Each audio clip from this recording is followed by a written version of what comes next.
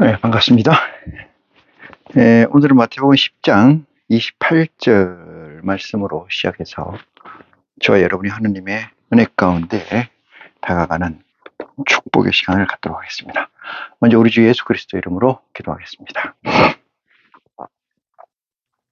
생명의 근원이 되시고 저희의 삶의 원천이 되시는 아버지 하나님, 오늘도 저희를 아버지의 진리 가운데로 부르신 것을 무한 영광과 찬양을 드립니다.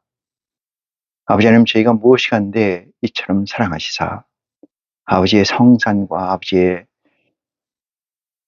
선행된 의지를 이루는 동역자로 불러주시는지요.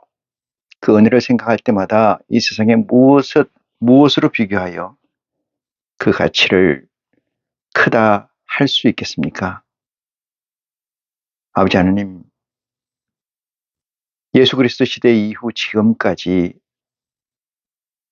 아버지와 하나님의 관계에서 그 진리를 구하고자 하는 자가 얼마나 있었습니까?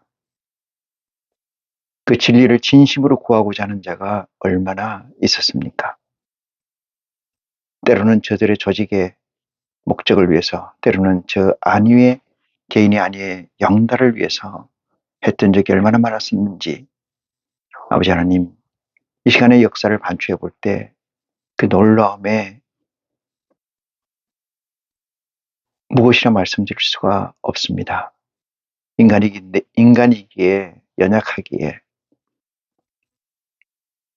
아버지의 말씀으로 시작해서 예수 그리스도의 의지로 시작해서 인간이 되고 쓰레기가 되고 악마가 되는 것을 무수히 봤습니다. 이 시간 머릿속에 심령들 아버지 하나님 특별히 살펴주시사 그런 자 되지 않게 하여 주시옵시고, 말씀을 증거하고 듣는 자가 하나가 되어서 아버지의 의가 나타나기에 부족함이 없는 것만으로 이 시간을 채워 주시옵소서. 무엇을 바라고자 이 시간에 머리 숙인 심령드리겠습니까? 오직 아버지의 선행된 의지의 이름이고 미션의 완수인 줄 고백합니다. 티끝이라도 험길이 되는 것은 자여 주시고 온전히 아버지의 가치만 나타날 수 있는 축복된 시간과 장소로 인쳐 주시옵소서. 시작과 끝을 우리 아버지께 맡겨오며 우리 주 예수 그리스도 이름으로 기도합니다. 아멘. 네.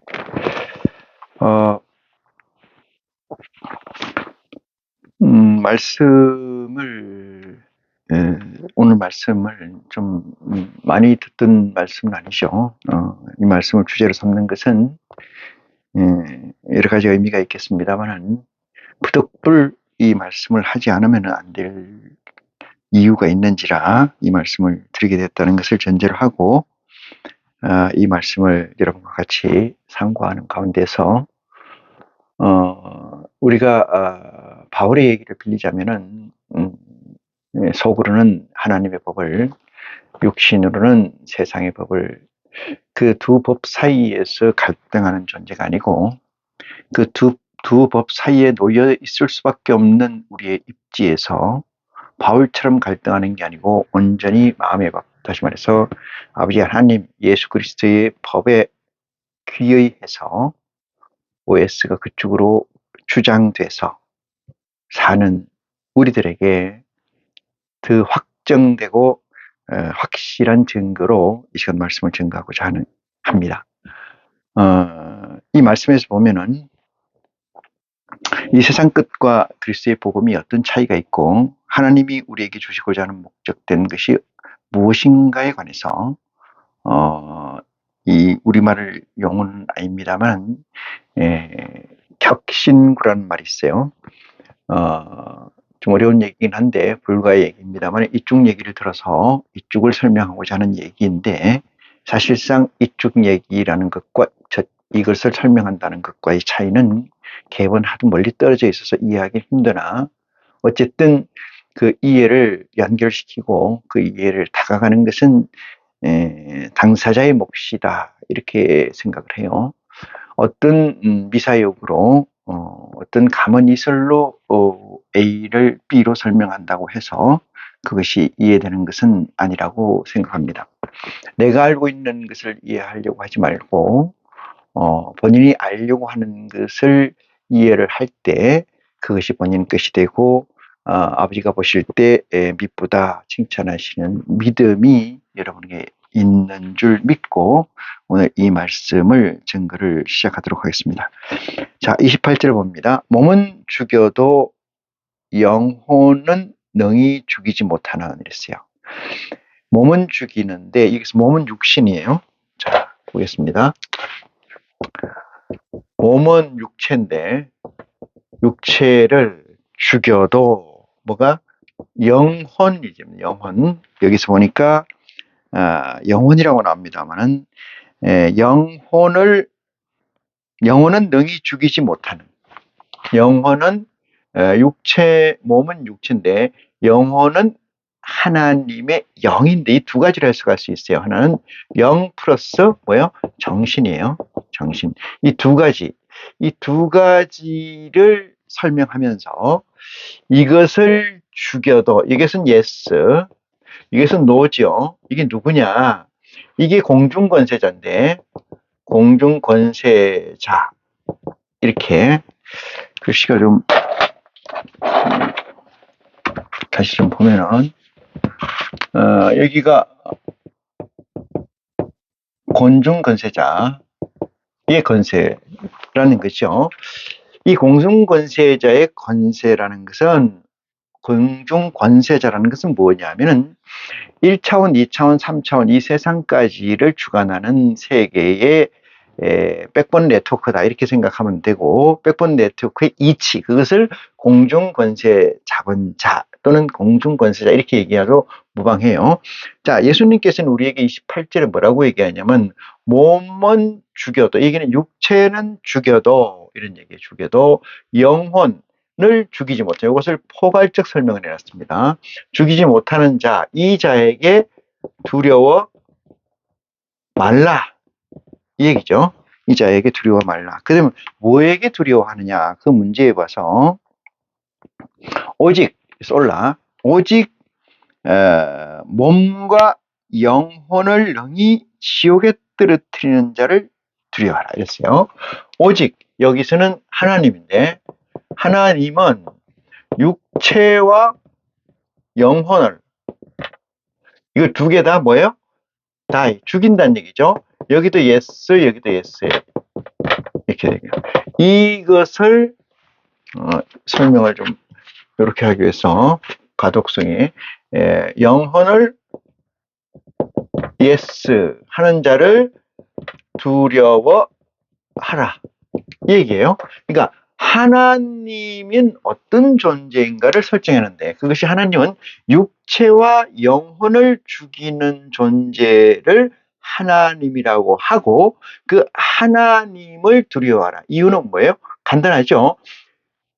이 공중권세 잡은 자, 하나님을 제외한 모든 권세자는 모든 메커니즘은 모든 핵심적 이치는 이 뜻이에요. 거기에서는 육체는 죽이지만 뭘 죽이지 못한다? 영혼을 죽이지 못한다. 이런 얘기예요. 저는 여기서 영혼이라는 부분을 영과 혼이라는 것으로 나눴는데 정신이라는 것은 예수 그리스도의 영을 받기 전 상태에 예수 그리스도의 영을 받기 전 상태에 이 육체를 컨트롤을 하는 소프트웨어다. 그것을 나는 DNA라고 얘기했잖아요. DNA. 이것을 버리고 이것을 리시버 받아야 된다 이런 얘기를 했지 않습니까?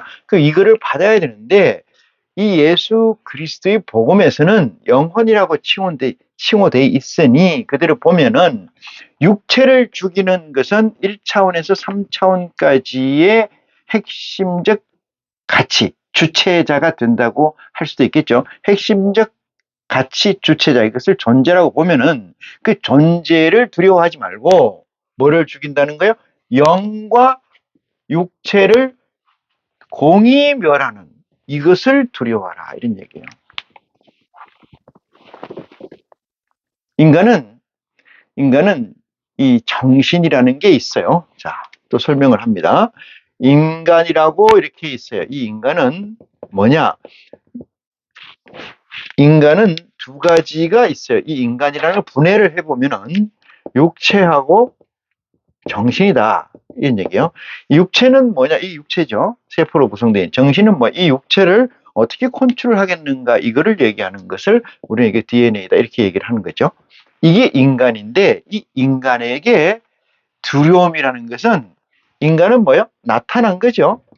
나타난 남입니다. 나타난 건데 이 나타난 존재는 나타나지 않은 것에 대해서 두려워하는 존재가 그 생각이 있죠. 나타나지 않은 것에 두려움. 그러니까 이건 알지 못하는 것에 두려움은 있는데 실제로 인간 세상에서 보면은 보이는 것을 두려워하지 보이지 않는 것은 두려워하는 법이 별로 없어요. 왜 그러냐면 죽기 전까지 모르니까. 죽기 전까지 모르니까. 눈 감으면 안 보이잖아요. 그래서 보이는 것을 크게 생각하는 의미가 있습니다. 그런데 육체를 죽이는 자가 누구냐? 공중권세 자본자로 제가 정의했는데 이것은 육체를 죽이는 자는 이 세상에 엄청나게 많은 거예요. 질병들 있잖아요. 질병들도 많죠. 온갖 질병에 의해서. 또는 사고 많지 않습니까? 사고. 또는 안 그러면 위에 뭐 칼로 누구를 찔러 죽인다든지 목을 어떻게 죽인다든지 이런 것들, 약을 먹여 죽인다든지 이런 것들에 의해서 육체가 멸할 수 있어요. 그러면 이 육체가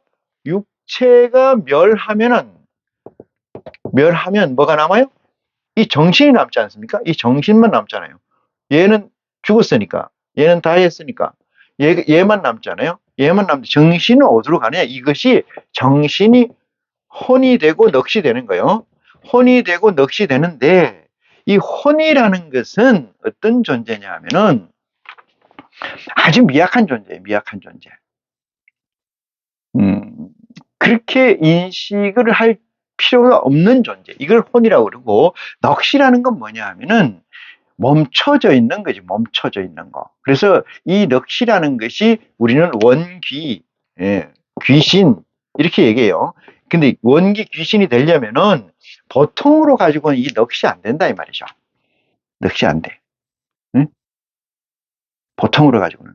일반인들 중에 이 넋이 되는 사람이 별로 없다. 그러면은 이 문제에 관해서는 하나님하고 연관되는 관계가 있어요, 없어요? 없어요, 전혀. 여기 하나님하고 뭔 관계가 있어요? 육체가 죽었어? 그 세포는 소멸해? 그 정신만 남아? 정신을 우리는 넋이나 혼이 되는 것을 이 정신이에요. 사람 육체가 떠나서 남은 존재를 우리는 정신이라고 부르지 않고 혼이나 넋으로 부른다 이 말이에요. 응? 근데 혼이라는 것은 사라지는 거예요. 사라져. 혼은 사라져요. 혼은 사라지는 거예요. 그 넋은 뭐냐? 안 사라지고 존재하는 것을 넋이라고 해요. 안 사라지고 존재하는 것을. 그런 이 두 가지는 다 뭘로 얘기할 수 있나? 이건 에너지예요. 에너지. 에너지가 흩어지지 않고 뭉쳐있는 상태를 우리 넋이라 한다. 이것을 귀신이라고 얘기할 수도 있다. 마귀라고 얘기할 수도 있다. 이렇게 얘기할 수 드리는 거죠. 그러면 이 상태에서 하나님하고 무슨 관계가 있느냐? 아무 관계가 없잖아요. 인간이 이 땅에 태어나면은 육체를 받아서 엄마 아버지로부터 육체를 받고 그 육체를 어떻게 오퍼레이팅할 건가에 대해서 DNA를 받아 나와요. 그걸 우리 정신이라고 그러고 이 두 가지가 합해진 것을 인간이라고 얘기한다 이 말이에요. 여기서 하나님과 무슨 관계가 있습니까? 예수 그리스도와 무슨 관계가 있어요? 이 존재가. 자, 한 발짝 더 나가 봅시다. 이 인간이란 존재가 한 발짝 더 올라가서 그리스도를 영접했다 쳐요. 그리스도를 영접했어. 그래서 그리스도인이 됐다고 언필칭 얘기를 해보자 이거예요. 그리스도를 영접했다고 그래서 나는 지금부터 여호와 야훼를 내 아버지라고 부른다. 그렇게 됐다고 쳐요. 이렇게 됐다 쳐. 이들에게 이 육체와 정신 말고 뭐가 있나요? 육체와 정신 말고 또 다른 게 있습니까? 다른 게 없잖아요. 응? 하던 생활 그대로 하고 바뀐 게 없잖아요. 회개하라, 돌아와라. 거듭나라. 거듭난 게 있나요? 말로만 그냥 그리스도 영접한 거 아닙니까? 이게 우리의 불편한 진실 아니겠어요? 이 상태에서 뭐가 바뀌었느냐 이 말이에요. 이 바뀌어져야 뭐와 관계 있어요? 이 하나님하고의 관계성을 설정하는 거예요. 그러면은 여기서 아버지께서는 뭐라고 얘기하셨냐면은 영혼을 멸하는 자를 두려워하라 이랬잖아요. 영혼을 멸하는 자. 여기 있잖아요. 제가 이렇게 써놨어요. 정신은 흩어진다 그랬죠. 여기 혼은 남은 거라 그랬잖아요. 그런데 멸한다 이런 얘기죠. 멸. 여기 영혼을 멸한다. 누구는 아버지는. 이 영혼을 멸한다는 게 뭐냐? 영혼을 멸한다는 것이 내가 영혼에서 혼을 빼고 영을 가져온 겁니다. 이게 복합적으로 쓰여져 있는 용어에서 영혼이라고 성경에는 쓰여져 있습니다만 영만 얘기하는 거다. 영만. 그러면 영은 영과 육을 멸하는 자를 두려워라. 그 자가 누구냐? 아버지 하나님이다. 이 뜻이에요. 우리 아버지 하나님이다. 그분을 두려워하라. 그러면 이 어떤 사람이 A라는 사람이 하나님을 그리스도를 영접했다고 쳐. 그러면 그리스도를 영접했는데 뭐가 달라졌어요? 육체와 정신 중에 달라진 게 있나요? 아무것도 없지 않습니까? 여기서 얘기하는 겁니다. 여기서. 성령을 받아라. 우리는 성령을 받아라. 그 다음에 성령이 돕는다. 이런 얘기 있죠? 성령을 받아라. 성령이 돕는다. 이런 얘기 있어요. 성령을 받아라는 것은 하늘에 있는 영을 내 안에 받아들이라 이 말이죠. 하늘에 있는 영이 내 안에 들어오면 뭐예요? 이 정신이 사라지고 점점점 약해지는 거예요. 뭐의 정신이? 인간적 오퍼레이팅 할 수 있는 소프트웨어가 눌리고 하늘에 있는 영이 내게 들어오는 거예요. 그 영이 먹고 크는 게 이 그리스도의 복음입니다. 그 영의 양식이 그리스도의 복음이다 이 말이에요. 다른 게 아니고 영의 양식. 그래서 그 영을 뭐 하는 자? 영을 능히 죽이는 자. 그 영을 능히 죽이는 자를 하나님에게 두려워해라. 이게 그리스도가 우리에게 주시는 명령이에요. 정은 명령입니다. 우리가 손대거나 바꿀 수가 없어요. 이 혼이나 넋이라는 개념에서는 아무 의미가 없어요. 아버지하고 무슨 관계 있어요? 이 혼과 넋은 아버지 하나님과 속성이 닮은 게 아무것도 없어요. 아무것도 없어요. 우리가 흔히 인간적 하나님, 휴머니즘적 하나님, 인성화된 하나님을 만나야 된다 이랬는데 인성화된 하나님 없습니다. 그건 그냥 만드는 거예요. 어디서 만드는 거냐? 그게 스콜라예요. 스콜라리즘. 응? 이거 9세기에서 15세기 동안에 저거 가지고 장난친 거잖아요. 계속해서. 응? 생각해 보시기 바랍니다. 인간이라는 것은 자, 이해를 돕기 위해서 다시 한번 정리를 여러분하고 해봅니다. 인간이라는 것은 무엇이냐? 인간이라는 것은 이건 100번을 얘기해도 지나치지가 않아요. 인간이라는 것을 제가 이렇게 썼어요. 인간이라는 것은 영혼, 편의상 영혼이라 할게요. 육체. 인간이라는 것을 분해를 해보면은 영혼과 육체가 있다. 그런데 요게 인간인데 이 인간은 이게 육체고, 그죠? 육체고. 이 육체를 어떻게 반응하고 어떻게 키워나가고 어떻게 할까? 그 DNA. 그걸 우리는 DNA라고 하는데 이거를 우리는 정신이다 이렇게 얘기해요.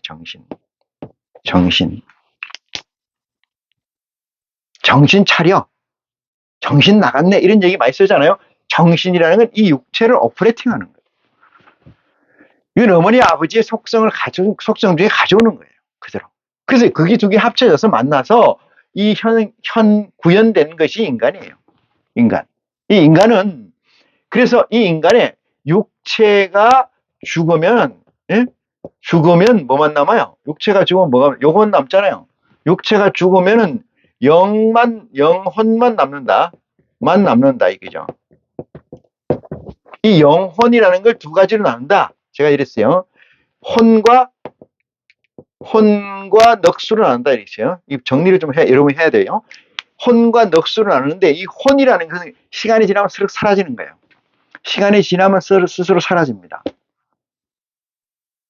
1차, 2차, 3차원 세계에서 시간 앞에 자유로운 게 없잖아요. 그죠? 시간 앞에 자유한 게 있다고 그랬습니까? 없어요. 어떤 존재도 시간 앞에 자유로운 게 없어요. 자유로운 게 없다는 건 변한다는 거예요. 변한다는 건 뭐야? 그 존재가 현현된 이유가 사라진다. 에너지가 사라진다. 그 존재가 뭉치게 된, 존재로 나타나게 된 그 요인이, 핵심 알고리즘이 없어지면은 스스로 이렇게 흩어진다 이 말이거든요. 그러니까 이 혼은 사람이 죽으면은, 육체가 죽으면은 썩잖아요. 썩는데 그것을 움직이는 정신은 남는다. 그 남는 것은 시간이 지나면 자동적으로 사라진다. 근데 이 넋이라는 것은 가끔가다 인간이 10만 명, 100만 명, 1000만 명, 1억 명대 한 명씩 남은 사람이 있어요. 우리는 그 넋이라는 것을 을이라고 얘기합니다. 얼차렷 이런 얘기죠. 조상에 빛난 이게 을이에요. 위대한 사람들, 응?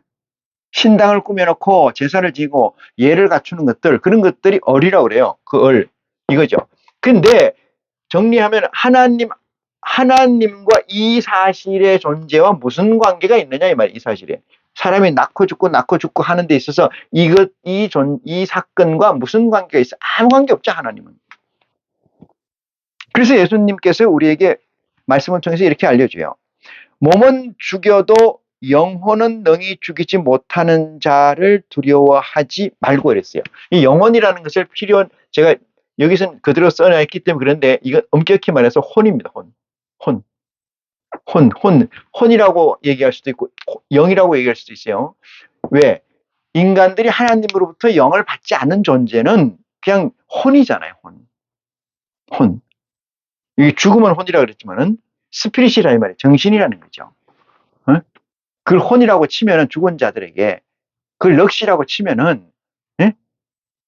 그거밖에 안 남는데, 영혼을 능히 죽이는 자를 두려라. 이 얘기는, 인간은, 이 인간이 어느 날 예수 그리스도를 영접하게 되면은, 영접하게 되면은 뭐부터, 하늘로부터 뭘 받아요?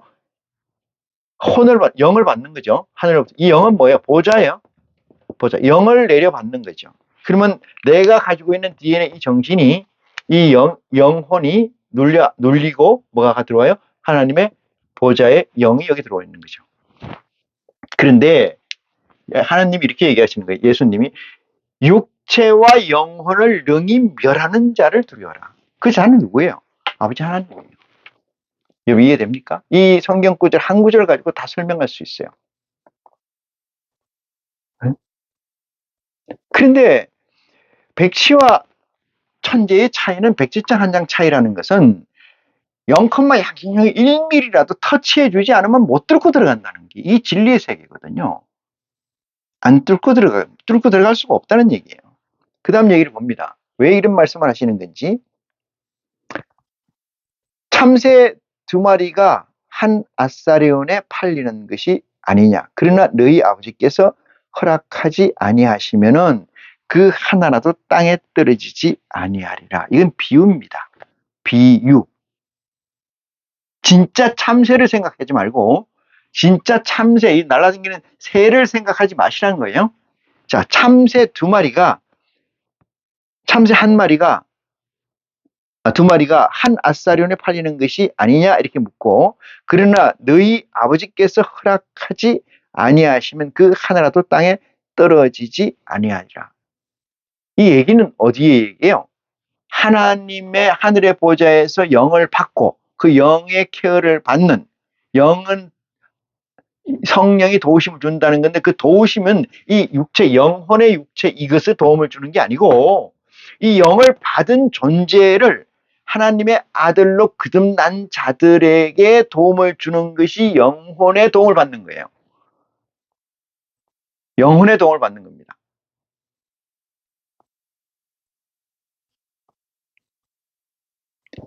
그 영은 하나라도 하나님이 카운트되지 아니하시는 시간과 수가 없다 이 말이죠. 다 카운트되고 다 일으키고 있다. 누구한테? 아버지 하나님에게. 그 뜻입니다. 그런데 지나가는 저 날라다니는 참새가 2아사리온 팔리지 않느냐? 하나님의 의지면은, 하나님의 뜻이, 하나님의 능력은 그 2개 중 그 참새라 할지라도 하나라도 다 챙기신다 이렇게 생각하지 마시라 이 말이에요. 네? 그런 뜻이 아니라 이거죠.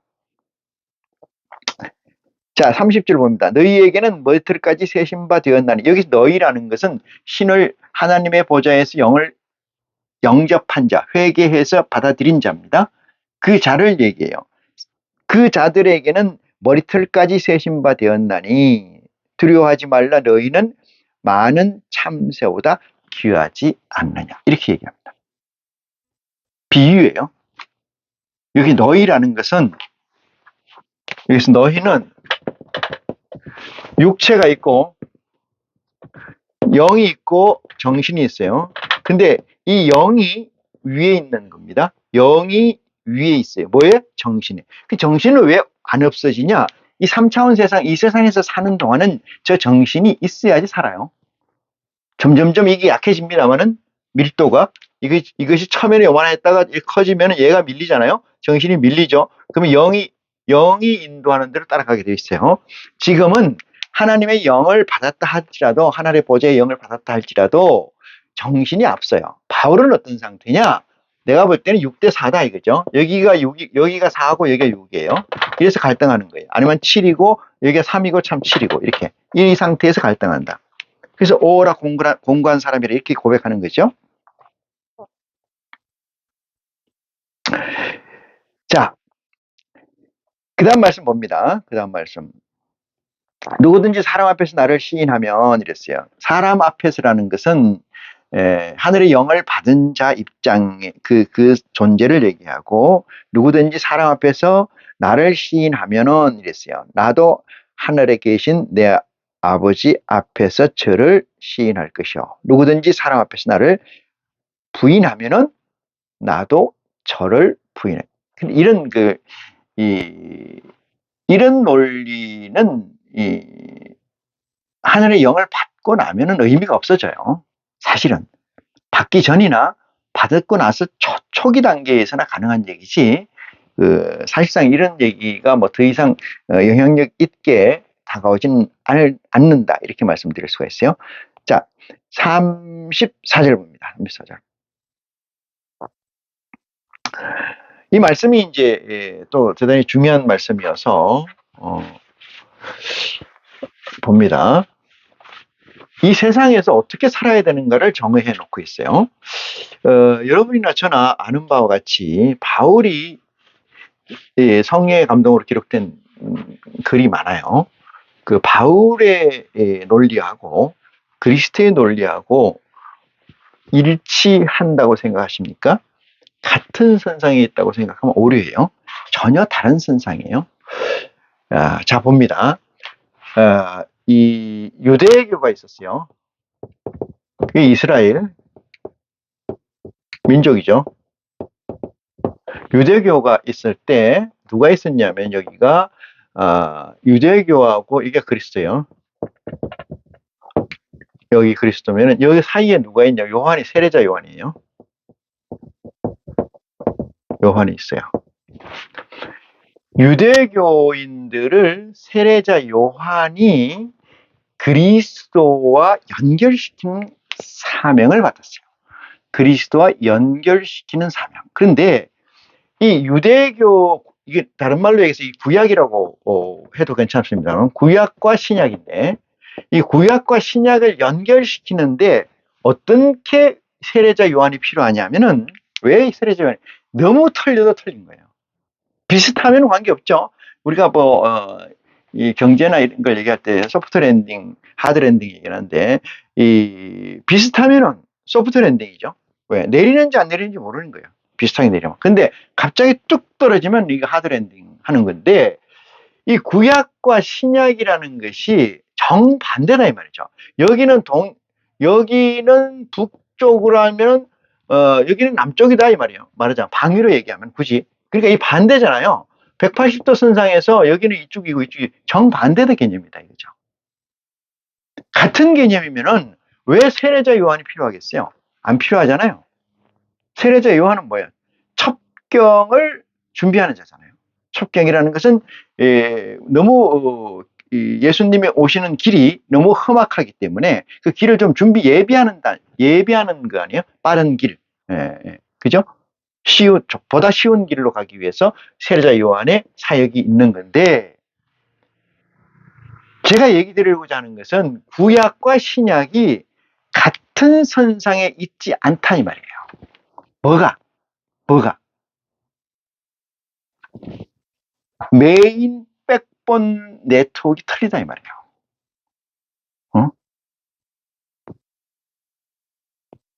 시스템이 다르다 이 말이에요. 시스템이 전혀 다른 시스템이다. 그렇기 때문에 세례자 요한이 온 거예요. 그런데 세례자 요한이 와서 이쪽에 있는 백성들을 어디로? 그리스도에게 인도하는 링크 역할을 한 게 세례자 요한인데, 이게 실패가 됐다 이 말이죠. 실패된 이유는 여러 가지가 있어요. 하여튼 실패가 됐어요.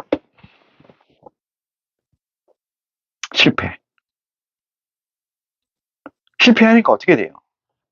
이쪽에 있는 그 예수 메시아 기름 부은 자를 기다리고 있던 이스라엘 민족들은, 족속들이 그리스도에 들어오는 게 아니고 못 들어오게 됐다 이 말이죠.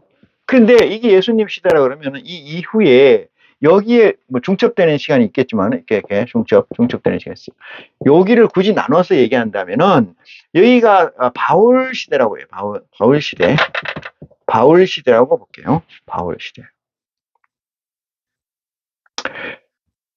바울이라는 존재는 이 구약이나 신약의 어떤 앞부분에서 보면 로드맵 자체가 없어요. 그러니까 예지돼 있지 않다. 미리 예령이 걸려져 있지 않은 존재다 이 말이죠. 누가? 바울이. 근데 왜 이런 게 필요하냐? 여기가 연결이 안 됐기 때문에 부득불 하나님은 이쪽에 신약 그리스도의 복음을 이들에게 주지 못함으로 이들에게 줘야 되는 상황이 생긴 거죠. 이들이라는 건 뭐예요? 예수 그리스도, 역사적으로 보면 예수 그리스도 이후의 세대 존재들이에요. 이후의 세대 존재들인데, 이들은 뭐예요? 이방인이라는 거죠. 얘들은 이방인이 아니고 기다렸던 자들이고, 얘들은 이방인이에요. 그래서 이들은 지금도 그대로 오고 있잖아요. 이게 유대교예요. 유대교. 그대로 예수를 그리스도라고 인정하지 않는 거 아니겠습니까? 메시아를 기다리고 있는 거죠. 기름 부은 자를 기다리고 있는 거예요. 여호와 하나님이 언젠가 주실 거라고 기다리고 있는 거예요. 그래서 이쪽을 포기를 하고 이방인이라는 이 존재, 이 백성이라고 기다렸던 자들이 아닌 새로운 존재자들에게 그리스도의 복음을 전할 필요성이 생겼다 이 말이에요. 그래서 사울이라는 자를 내려쳐서 그 복음의 사역을 주는데, 그것이 세례자 요한과 같은 미션이다 이 뜻이에요. 같은 미션이기 때문에 이쪽에 바울이 쓴 신약의 14권입니까? 이 14권의 성경이나 이 신약 성경 후편에 있는 예수 그리스도의 사복음서, 공간복음서 빼고 나머지 뒤쪽에 붙어 있는 이것들은 뭐하고 같다? 여기하고 여기 끝하고 여기 끝하고 뭐야? 같다. 셈이다 이거죠? 같다 이거죠. 구약과 신약이지만은 바울의 신약은 셈이다 이 말, 같다 이 말이거든요. 아시겠습니까? 그러니까 신약에서 그리스도의 복음 이외에 히브리서, 로마서 많잖아요. 사도행전 많습니다. 고린도전서, 후서, 이것들 이런 것들은 뭐라는 거예요? 이쪽에 있는 개념이나 이쪽에 있는 개념이나 같다는 거예요. 같다. 이퀄시키라.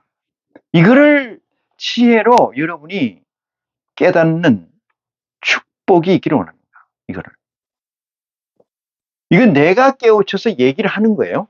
그럼 내가 깨우쳐서 얘기하는 건데, 요대로 믿어라, 이건 하나님을 안 믿는 거예요. 그런 하나님은 없습니다. 제가 어떤 동기부여를, 액티비티를 주면은 여러분들은 그걸 가지고 기도 가운데서 확정하는 역사가 있어야 돼요. 여기는 일반적 이 세상의 학문을 얘기하는 데가 아니거든요. 학문을 얘기하는 데가 아닙니다. 철학을 얘기하는 데도 아니에요. 신학을 얘기하는 것도 아니에요. 여러분이 직접 하나님과 1대1로 지금 제가 증거하고 있는 이 말씀을 여러분 것으로 이퀄시켜야 돼요. 그랬을 때 여러분은 능력으로 하나님 앞에 다가가는 축복이 있는 줄 믿으시기 바랍니다. 자, 이걸 깨우침 받고 가능한 한 접어놓고 스킵하고 이 얘기를 봅니다. 지금 있는 얘기를 보면 34절입니다.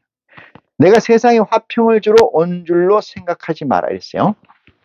예수 그리스도께서 마태복음 5장에 팔복이라는 것에 뭐라고 얘기했냐면은 화평케 하는 자가 나와요. 그죠? 네. 화평케 하는 자. 이 화평케 하는 자는 뭐라는 거야? 하나님의 아들이다 이 말이에요. 아들이다. 화평케 하는 자는 복이 있나니 하나님의 아들이라 칭함을 받을 것이다. 이렇게 얘기했어요. 화평케 하는 자는 하나님의 아들이라 칭함을 받을 것이다. 이렇게 얘기했어요. 자, 근데 34절에 내가 세상에 화평을 주러 온 줄로 생각하지 마라 이랬어요. 여기서 세상은 예수 그리스도가 하늘에 계시고 그 하늘이란 위치에서 이쪽 위치로 이동해 온 곳, 이걸 얘기합니다. 우리가 있는 이 세상을 얘기해요. 여기 세상에 오신 목적이 이 세상에 이랬던 얘기예요. 이 세상에 화평을 주러 온 게 아니다 이 말이죠. 자, 설명을 좀 해봅니다. 예수님께서 이게 좀 작아서 예수님께서 이 땅에 오신 것이 화평을 주러 온 것이 아니다 이런 얘기죠. 자, 그러면 이걸 좀 도식화해서 설명을 드리면은 여기가 이 땅이에요. 이 땅에 그리스도가 이렇게 오셨잖아요. 그리스도가 이렇게 오셨는데 이 그리스도가 이렇게 오신 목적에 뭐가 없다? 화평이라는 것은 없다 이 말이에요. 화평이라는 건 없다 아예. 응? 이 말이라는 것은 참 어려워요. 왜 그러냐면 사람은 기본 데이터를 가지고 있는 존재이죠. 기본 데이터. 컴퓨터로 보면 컴퓨터가 운영되고 있어. 쓰던 컴퓨터는 그 기본 데이터를 가지고 있잖아요. 그 기본 데이터에다가 새로운 데이터를 넣거나 뺄 때는 꼭 물어봐야 되잖아요. 있느냐? 받을래? 이렇게 묻는 거예요. 아무거나 들어가질 않는다 이 말이에요. 그 사람도 똑같다 이 말이죠. 사람도 자기가 기본 가지고 있는 게 있기 때문에 누가 증거한다고 해서 그 말이 그대로 딱딱 들어가질 않는다 이 말이죠. 왜? 자기 몸 안에 CPU가 있기 때문에 그래요. 이 CPU가 내 몸 안에 있기 때문에, 자기 안에 있기 때문에. 이 CPU가 어디에 있어야 된다? 하나님 아버지한테 있어야 된다. 그러면 어떻게 된다? 그냥 나한테 물을 의미가 없어요. 아버지가 CPU를 관리하시니까. 그냥 들어가는 거죠. 그냥 튀어나가는 거고. 그래서 yes, no 외에는 없는 거예요. 갈등이나 혼잡스러움이나 번거로움이나 번뇌나 이런 게 없는 거예요. 그냥 들어가는 것이 그쪽 일이기 때문에. 자, 그리스도가 이 땅에 오실 때 목적 중에 여러 가지가 있어요. 그리스도가 이 땅에 오는 목적은 목적이 1에서 시작해서 쭉 있겠죠. 근데 뭐다? 화평이라는 것을 이 땅에 주로 왔다. 이 화평이라는 건 그리스도에게 없다 이 말이에요. 어디에? 이 땅에 온 목적 중에 화평이라는 건 없다. 그러면 이 땅에는 뭐가 있다는 거예요? 예수 그리스도가 오므로서 이 땅에 뭐가 있다는 거예요? 쌈이 있다는 거예요. 쌈, 불화, 그죠? 불화가 있다는 거죠. 쌈과 불화가 있다는 거예요. 누가? 예수 그리스도가. 이 사실을 여러분 교회에서 가르쳤습니까?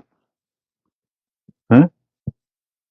우리가 찬양에서도 하늘의 평화, 하늘의 영광, 땅의 평화 이러잖아요. 하늘의 영광, 땅의 평화. 이 맞는 얘기예요? 응? 땅의 평화가 있습니까? 다 위정자들의 헤게모니예요. 위정자들의 헤게모니. 자, 예수님 말씀 봅니다. 내가 세상에 화평을 주러 온 줄로 생각하지 말라. 화평이 아니라 뭘 주러 왔다? 금을 주러 왔다. 이런 얘기잖아요. 금. 이 금을 주러 왔다. 이 금은 칼이잖아요. 네? 칼을 주러 왔다 이 말이잖아요. 그럼 칼을 주면 어때? 싸움이 난다는 거 아니에요? 불화가 난다는 거죠. 도륙이 난다. 도륙. 응? 도륙이 난다는 거예요. 이걸 믿으시기 바랍니다. 이 걸림이 없이 믿어지는 그 믿음이 돼야 됩니다. 지금 뭔가 말이 안 되네. 응? 저 사람 뭐 잘못 오해하고 있는 거야. 저기는 그렇게 써 있지만 다른 데는 그렇게 안 써 있어. 저 사람은 자기 자의로 해석하는 거네. 이렇게 생각할 수 있는데, 말씀드렸듯이 CPU가 4개 있으면 이게 죽어도 이해되는 부분이 아니에요, 이 말씀이. 아니, 말이라고 하냐? 어떻게 그리스도가 금을 주러 왔다고 그래? 그리스도가 화평을 평화를 주러 온 게 아니고, 어? 어떻게 금을 주러 왔다고 얘기하냐? 뭐 다른 일이 있겠지. 이렇게 생각하는 것은 CPU가 내 안에서 돌아가는 거예요. CPU가 내 안에 돌아가는 상태에서는 이 말씀을 이해할 수가 없습니다. 눈꼽만큼이라도 이해할 수가 없다. 봅니다. 내가 온 것은 사람이 그 아비와 딸이 그 어미와 며느리가 시어머니와 불화를 하게 하려 함이라. 잘 들으시기 바랍니다. 이 가족이죠. 가족 해체예요. 가족 해체. 예수 그리스도가 이 땅에 온 것은 가족 해체예요. 어떤 시각에서 보느냐가 중요한데, 우리가 지금까지 가지고 있는 시각은 360도 아니라 뭐 3600도의 시각을 가지고 있다 할지라도 온전한 시각이 아니죠. 다 골절되고 왜곡된 시각이니까, 하나님 예수 그리스도가 우리에게 얘기하시는 것은 이 가족이라는 공동체를 놓고 얘기하는 거예요. 가족이라는 공동체를 놓고 우리가 가지고 있는 가족의 개념을 가지고 이해를 하려고 든다고 하면 도저히 이 말씀을 이해 못합니다. 내가 온 것은 사람이 그 아비와, 그 아비라니까 자기 아버지와 어미와 딸이 그 어미와 며느리가 시어머니 불화를 하게 하려 합니다. 왜 불화를 할까요? 왜 불화를 할까요? 그죠? 이 불화. 왜 불화를 하게 할까요? 왜 불화? 왜 불화가 되냐면은 조금 전에 얘기 드렸어요. 유대교인이었을 때 구약과 그리스도의 시대의 차이가 180도 틀리다 이 말이에요. 정반대의 개념이 있다 이거예요. 이해하십니까? 그리스도의 주시고자 하는 메시지와 그리스도 오시기 전에 있었던 이 세상적 가치, 핵심적 알고리와 전혀 다르다 이 말이에요. 그 얘기는 뭐냐면 백번 네트워크 틀리다 이 말이에요. 메인 기재에 깔려있는 운영 시스템이 틀리다 이 말이에요. 플랫폼이 아예 다른 거거든요. 그 얘기 아니겠어요? 근데 이 얘기는 지금 이 세상에서도 유효한 거죠. 왜? 그리스도의 재림이 없기 때문에. 그리스도의 재림이 될 때까지는. 혹시 그리스도의 재림이 저쪽에서 된 거 아닙니까? 이렇게 생각할 수 있는데 그렇게 되지 않아요. 그 얘기 염려 붙들어 매시고 된 적이 없다. 그리스도의 재림이. 사실은 예수 그리스도가 2000년 전에 오셨지만은 전 세계적으로 이 성경책이 제대로 누구나 손에 들어와서 읽히게 된 것은 그렇게 오랜 시간이 지나지 않았습니다. 한 500년 정도밖에 안 돼요. 끼케야 500년. 안 그러면 300년밖에 안 됩니다. 자의적으로 성경책을 펴서 볼 수 있는 이 상황이 된 것은 200~300년 전이 끼기예요. 지금도 뭐 어제는 성경책을 모르겠습니다만 그렇게 오래된 시간은 아니다. 그래서 내가 온 것은 사람이 그 아비와 딸이 그 어미와 며느리가 시어머니와 불화를 하게 하려 함이라. 사람의 원수가 자기 집안 식구니라. 이 얘기는 바꿔 얘기해서 원수라는 것은 가까이 있는 사람이 원수의 자격을 획득해요. 이해관계에 가까이 첨예하게 있는 사람이 가까이 있는 사람이 한 몸처럼 있는 사람이 원수가 될 수 있지 원수가 될 수 있는 자격에서 멀리 있는 사람은 원수 자격도 없는 거죠. 그런데 누가 너의 원수가 된다는 거예요? 가족이. 왜? 그리스도가 이 땅에 뭘 주러 왔단 말이에요? 금을 주러 오니까 이 금을 받게 되면은 금을 보게 되면은 받는다는 건 내가 가지는 거고 본다는 것은 즉 그리스도가 전혀 이 세상의 현재의 가치에 정반대되는 메시지를 전달하려고 왔구나. 그 사실을 보게 된다 이 말이죠. 그게 보게 되는 것은 원수적 관계를 맺는 거다. 원수적 관계. 다시 말해서 하나님으로부터 선택받아서 하나님으로부터 영을 받았다면은 하나님의 그리스도의 말씀을 받았다면은 그리스도를 통해서 하나님을 아버지라고 부르게 된다는 것은 이 세상적 가치와 뭐가 된다? 상충된다. 어떻게 상충된다? 원수로 상충된다. 이 뜻입니다. 원수로. 그래서 요한복음 17장에 예수님이 그렇게 얘기하는 거예요. 이리 가운데 너희를 보내는 것 같다. 팔복의 마지막에 핍박받는 자는 복이 있나니 천국이 저희 것이, 이렇게 얘기하는 겁니다. 근데 지금 이 세상을 사는, 아니 그리스도인이라고 사는 사람들 중에 많은 사람들, 대다수의 사람들은 지금 이 가치를 공유하고 있나요? 그리스도의 복음을 공유하고 있느냐 이렇게 물을 때 자신 있게 나올 수 있는 사람이 있을까요? 저는 감이 없다고 확정합니다. 그러면서 이렇게 얘기합니다. 37절. 아비나 어미를 나보다 더 사랑하는 자는, 이랬어요. 이 사랑이란 아까도 얘기해드렸습니다만은 어떤 것을 맨 위에 둬야 할 건가? 나의 운영체계에서 맨 위에 두는 것이 무엇일까? 1번이 무엇일까? 이 문제에서 그 얘기예요. 가족이 그리스도보다 위에 있을 수가 없고, 이 세상의 가치, 이 세상의 돈과 명예와 부귀가 그리스도보다 위에 있을 수가 없다. 내 안락이, 내 평화가, 내 평화라 했습니다. 그리스도의 가치보다 위에 있을 수가 없다. 이렇게 확정된 자는 내 안에 그리스도가 들어 계신 거고, 그 그리스도가 들어 계시다는 것은 하늘로부터 영을 받은 자가 됩니다. 그 자에게는 뭐가? 가족이 원수의 일조건을 갖는다. 이 뜻입니다. 여기서 가족이라는 것은 예수 그리스도가 오시기 이전의 상태를 얘기해요. 이쪽에 이방인들은 예수 그리스도를 만나기 전 상태를 얘기합니다. 그때까지는 뭐예요? 공동체, 가족 중심제, 가족 중심, 그 다음 교회 중심, 그 다음에 뭐예요? 하여튼 공동체라는 얘기로 더불어 살았다라면은 공동체의 제일 핵심 코어 단위가 가족이죠. 그 가족의 구성원들이 나하고 뭐가 된다? 금을 받음으로 인해서 원수의 자격이 확정된다. 이 뜻입니다. 그래서 아비나 어미를 나보다 더 사랑하는 자, 내게 합당치 아니하고 이랬습니다. 아들이나 딸을 나보다 더 사랑하는 자도 내게 합당치 아니하고, 자기 목숨을 잃는 자는 얻으리라 했어요. 나를 위해서 자기 목숨을 잃는 자는 얻으리라. 이게 얼마나 무시무시한 말씀이고 축복된 말씀인지 모릅니다. 판사의 똑같은 말이라도 피고냐 원고냐에 따라서 축복이 되고 저주가 되죠. 피고에게 판사가 말합니다. 본법정에서 판사는 피고에게 사형을 선고합니다. 이렇게 땅땅 두드리면은 축복받는 자는 그 피고로 인해서 피해를 본 자가 되고, 저주를 받는 자는 가해를 한 자, 피고인이 되는 거죠. 이 상황이 얼마나 무시무시한 상황.